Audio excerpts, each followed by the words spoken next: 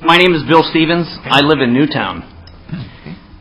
My 5th grade daughter was in lockdown on December 14, 2012.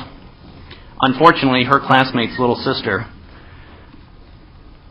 was murdered in Sandy Hook that day when lockdown and 911 weren't enough to protect her from an evil person. Not protect her from an assault rifle or some type of inanimate object, but from an evil person.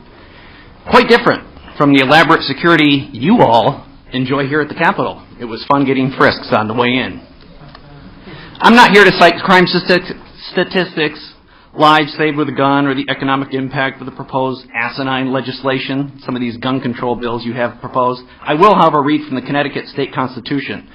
Section 15 reads very clearly, we all know what the Second Amendment says, but Section 15 in the state constitution says very clearly, every citizen has a right to bear arms in defense of himself and the state. There's no registration, there's no permitting, there's no background checks. It's quite clear. I'm frankly shocked by some of the testimony today. In case some here failed American history, there is something called the Constitution and the Bill of Rights and a process by which to amend it. The same goes for the state constitution. These rights are inalienable and endowed by our Creator, not you politicians, to all citizens regardless of gender, race, or creed. In order to limit the rights of individuals, there is something called due process, and legislation is not due process. You want to take my rights away? Let's go to court. And with regards to due process, the final report with all the facts on Sandy Hook will not likely be issued until this summer. It was stated clearly in the newspapers. How can any legislation be passed in good faith or good conscience without all the facts? Again, gun ownership is a constitutional right, but it's not for everyone. That's okay, and shouldn't make gun owners suspects regardless of how many guns they have or how much ammunition they may have. My guns are not dangerous.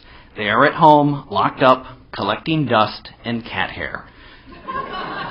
But criminals and tyrants especially, beware. Lockdown is not an option at the Stevens residence, and 911 will be dialed after the security of my home has been established. Why is that same security my daughter enjoys at home with her dad not available at school in Newtown? That is what you should be considering, not making her dad a criminal. Charlton Heston made the phrase, "from my cold dead hands," famous. And I will tell you here today, you will take my ability to protect my Victoria from my cold dead hands.